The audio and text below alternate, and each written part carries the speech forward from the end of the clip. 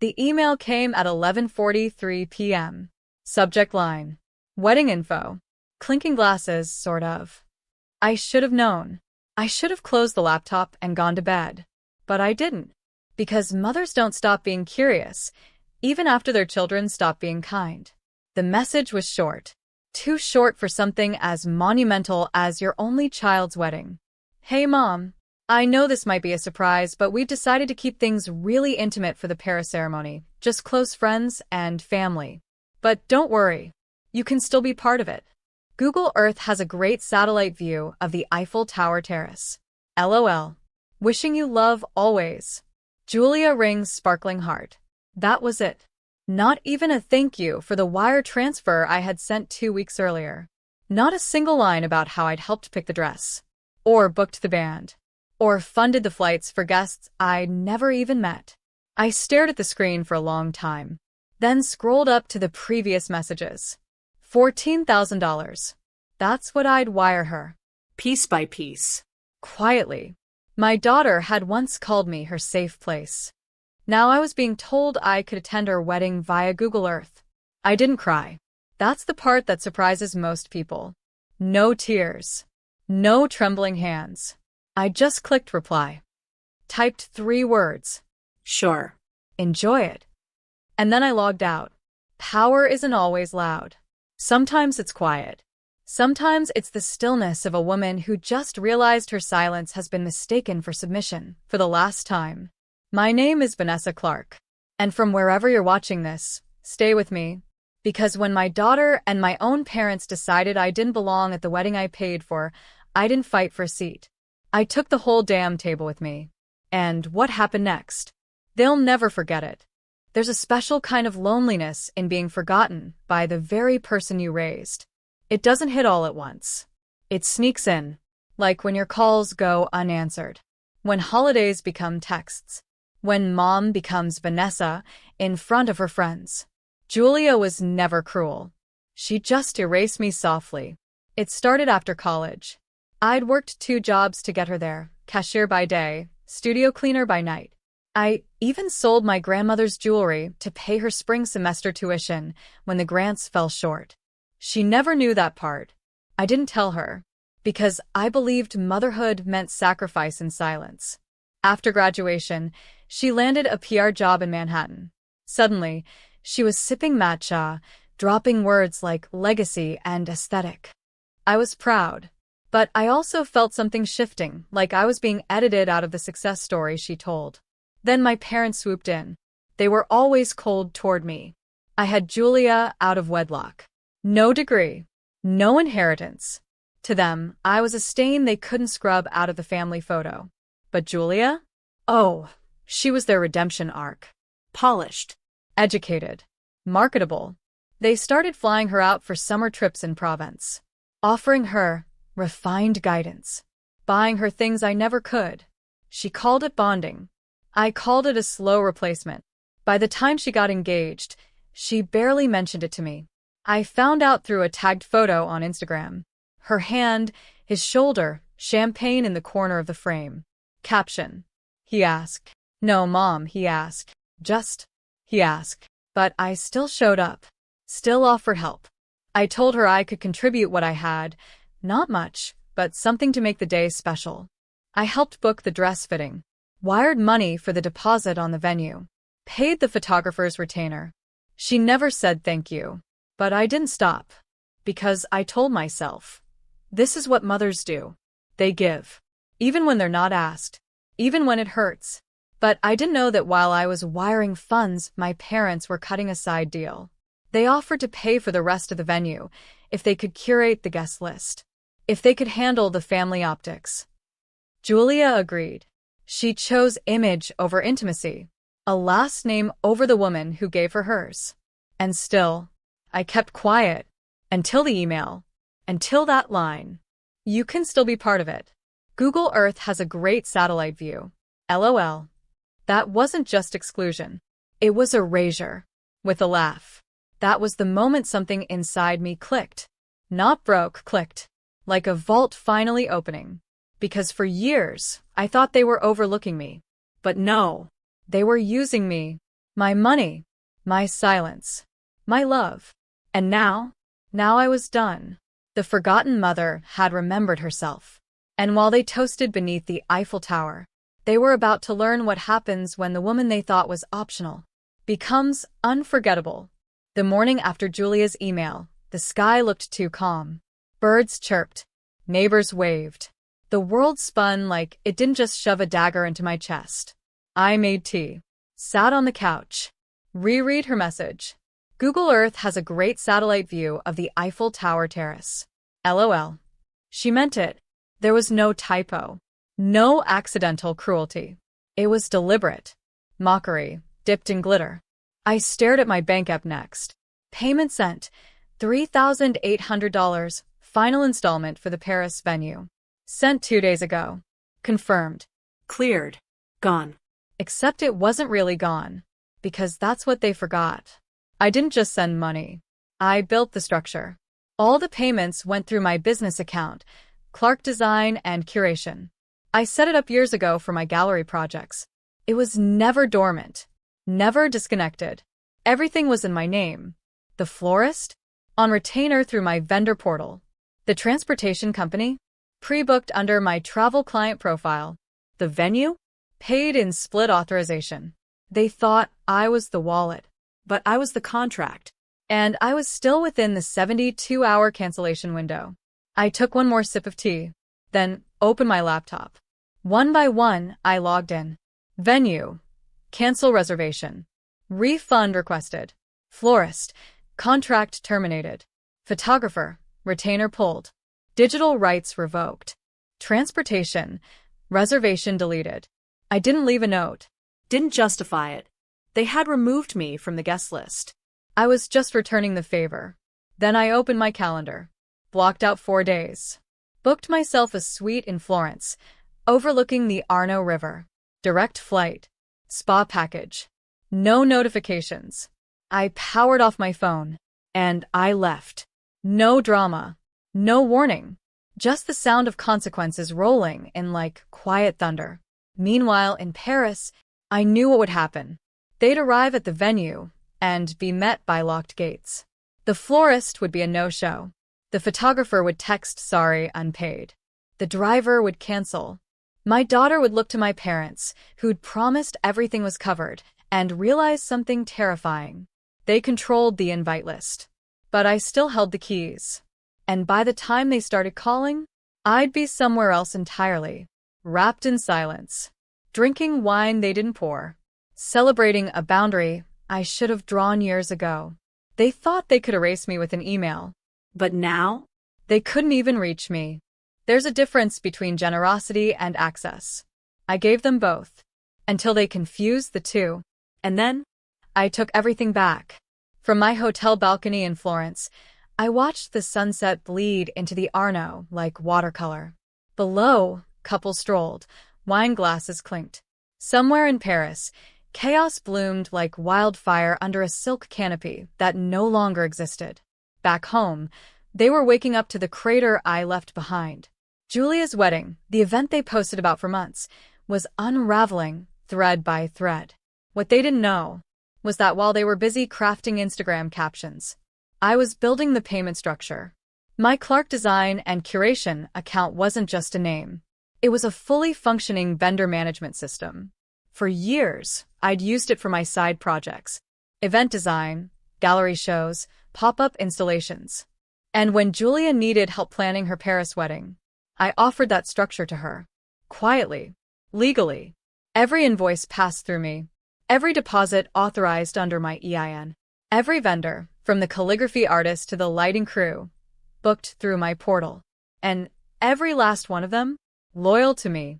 So, when I sent the message, project canceled, client no longer approved, they didn't ask questions. They refunded. They ghosted. They vanished. Even the venue, a glass terrace overlooking the Eiffel Tower, so smugly chosen by my parents, replied with, "As per contract with Ms. Clark, we've canceled all arrangements due to breach of agreement." There was no breach. But they didn't need to know that. Because here's what they forgot. When you treat someone like a ghost long enough, she learns how to disappear on purpose. I turned off my phone the night before the ceremony.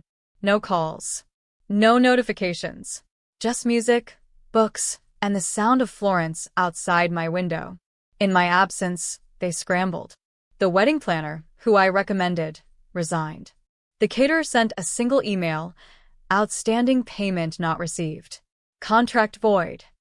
My daughter called me 11 times before sunrise. My parents? 5. Then came the text. Where are you? Why aren't the flowers here? Why is the venue locked? You can't do this. But I could. And I did. Because for years, I funded their peace while they fed my silence. Now I was funding my own, and it was beautiful. I ordered room service, truffle pasta, and rose. I painted at a riverside studio. I wrote in my journal. They called me dramatic for setting boundaries. Now they're screaming into silence. I slept soundly, and the next morning, their panic tripled. Julia's final message read, I hope you're happy. You've ruined everything. Call me back. Please. But I was busy. Too busy being at peace. Too busy tasting freedom they'd tried to season with shame. They thought I wouldn't make a move. Because I was quiet. Because I was kind.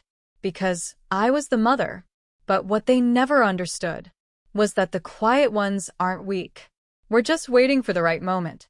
And mine had finally arrived. At 6:11 a.m., my phone vibrated for the 24th time. I turned it over and set it face down on the nightstand beside a warm cup of espresso and a book I'd been meaning to read for 4 years. Below my suite, Florence was waking up. Soft church bells rang in the distance. The street below smelled like bread and rain. I'd never felt more unreachable. I took a long sip, flipped the page, and didn't touch my phone once. But I could imagine it all. The wedding that wasn't. The Eiffel Tower terrace, dark, locked, the staff politely explaining that the booking had been revoked. The guests, dressed and confused. The groom's mother clutching her pearls, asking where the violinist was. My parents, furious. Julia, makeup smudged, bouquet wilting, realizing there was no plan B. They didn't just lose a wedding. They lost control. And the worst part? They couldn't even blame me. Because I didn't throw a tantrum. I didn't post or scream or blast them online. I simply didn't show up. The absence they gave me? I returned it with interest. At 8:43 a.m., the hotel receptionist buzzed my room. Ms. Clark? There's a delivery for you. I walked down to the front desk. A bouquet of white lilies, tied with blue ribbon. No card. But I knew who they were from. I handed them to the woman behind the counter. Please give these to the cleaning staff. She smiled. Bad breakup. I laughed. Worse. Family. Back in my room, I finally turned my phone face up. 23 missed calls from Julia. 9 voicemails. 1 text from my mother. You've gone too far, Vanessa. Too far? No. I had simply matched their distance. Matched the casual way they cut me out of the most important moment in my daughter's life. The same daughter I stayed up for during her fevers. The same daughter I held after her first heartbreak. The same daughter who, days ago, told me I could watch through Google Earth. They said I wasn't family enough to invite. So I made sure they understood what family really costs. And when they tried to reach me, I was too busy. Too busy exploring quiet streets. Too busy sketching again. Too busy remembering who I was before I was a bank account. A last-minute invitation. An afterthought. Because mothers like me, we don't set fire to things. We take away the fuel. And then, we leave. And they sit in the smoke, wondering what they lost.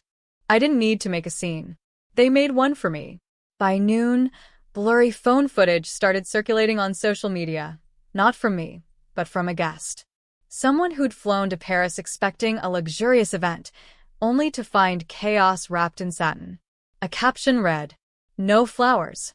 No bride. No food. Did we just attend the invisible wedding of the year?" Another clip showed Julia outside the venue, mascara streaking, screaming into her phone while her fiancé tried to calm her down. One more guest wrote, "The bride's mother didn't show up. People whispered that she canceled everything. I don't know what happened, but wow. It spread like wildfire across Instagram stories, TikTok wedding threads, private WhatsApp groups. Julia's PR brand, the one she was trying to launch after the wedding, took a hit immediately. She planned to monetize the wedding aesthetic, floral reels, sponsored posts, brand collabs. But no one wanted to partner with the runaway wedding. The photos were inconsistent. The aesthetic crumbled. The vibe? Off. Some guests unfollowed her publicly. Others started asking questions she wasn't ready to answer. And back home, my parents went dark. The proud pre-wedding posts vanished. The glowing captions, celebrating legacy in Paris, honoring tradition and love, Gone. erased like they tried to erase me. Meanwhile, my inbox quietly filled with messages. Not from them, but from cousins, old family friends, people who had sat at holiday dinners and never once asked why I was always the one refilling drinks instead of being toasted. Vanessa, we didn't know. I'm ashamed I never said anything. You deserved better. We see it now. I didn't reply. Not because I was angry. Because I was done explaining. That was the true shift. I didn't need them to see me anymore. I saw myself. And from that clarity, I kept building. I visited an old friend in Milan who ran a women's collective. Artists, designers, single mothers launching side businesses. I donated the remaining wedding funds, nearly $6,500, in my daughter's name. Not as a jab. As a lesson. Let her see her name attached to real legacy. Let her realize she traded love for likes, and ended up with neither. Meanwhile, I flew home quietly. No fanfare. No announcement. But when I walked into my house, something had changed. Not in them. In me. Because I wasn't trying to fit back into a family that never made room. I was finally expanding into the life they tried to shrink. And the woman who once saved every voicemail, hoping for warmth? She didn't need a phone call anymore. She had peace. The gallery smelled like fresh paint and jasmine. People flowed through the wide, sunlit space. Writers, artists, mentors, strangers who knew my name now because I finally used it. I stood at the center in a crisp white dress, a glass of Prosecco in my hand. It was my grand opening. Not a wedding. Not a reunion. A rebirth. Clark Studio and Gallery. A project I'd shelved for years to raise a daughter who would later tell me I could watch her big day through the Google Earth window. Poetic, isn't it? That while her wedding fell apart beneath the Eiffel Tower, I opened my dream in the city where I had once felt invisible. Now, every wall held pieces of me. Portraits of women rising. Abstracts titled Absence, Inheritance, Unsent Text. One piece, a large, cracked mirror framed in gold, sat in the center of the gallery. Titled, Reflection, A Mother's Ghost. People stood in front of it, quietly reading the inscription below. To all the women erased from their own stories. You are not the echo. You are the origin. A few cried. Others just nodded, because they knew, not just what I had lost, but what I had reclaimed. That night, we celebrated not with toasts about fairy tales or white dresses, but with poetry, laughter, jazz from a live trio, and silence that felt like respect. No seat was assigned to me. Every chair had my name on it. I gave a short speech. Just 3 minutes. But every word carved deep. I was told I could watch from above. So I rose higher. I was left off the guest list. So I built the building. You don't have to prove your worth to people who only know how to measure you in terms of convenience. Sometimes, being left behind is the best thing that ever happened to you. The room erupted in applause. Not the kind that's polite. The kind that confirms. I stood there, bathed in the warmth of earned light, thinking about Julia, somewhere still reeling from a Paris disaster she tried to make picture perfect. She didn't know what I was doing, and I didn't tell her, because this wasn't about revenge. It was about recognition. Recognition that I had poured myself into people who offered me nothing but edited invitations and overdue apologies. Now, I was pouring into me, and the returns were richer than anything their table ever offered. The final piece of the night was an untitled painting draped in velvet. I unveiled at last. A golden door cracked open. Inside, a figure, faceless, strong, walking away from a crowd toward a sunlit garden. The audience gasped, because it wasn't just art. It was freedom on canvas. That was my real celebration. Not a dress, not a cake, not a satellite view seat at a party that never wanted me, but a moment where I stood fully in my name and let the world know. The guest of honor had never needed an invitation. The call came just after midnight. I didn't answer. It rang again, and again. Then a message buzzed through. From Julia. I know I don't deserve your time, but I need it. Please. I was wrong. I stared at the screen, letting the weight of her words sit. I hadn't heard her voice in months. Not since the email. Not since she told me, if you want to be part of the wedding, use Google Earth. I tapped the message. Paused. Then called her back. She picked up on the first ring. Mom. Her voice was raw. I didn't think you'd. I'm sorry. Silence stretched between us.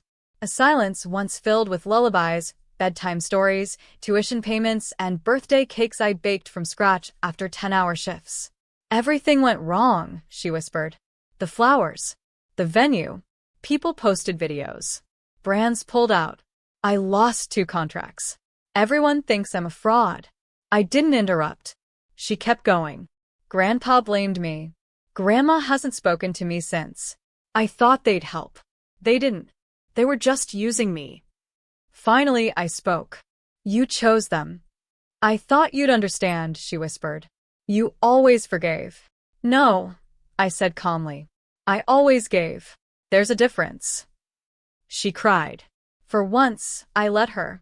Then she said it, the thing I had waited my whole life to hear. I miss you. But this time I didn't say it back. Because love isn't a revolving door. It's a room. And she had locked me out.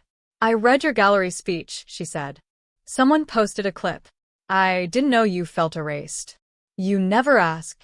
I see it now, she said. Everything. I was cruel.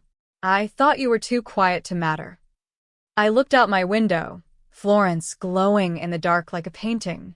I mattered before you, I said softly. And I'll matter after. More silence. Not tension, truth. She asked, Is it too late? I thought about that. Then replied, You said I could watch through a Google Earth window.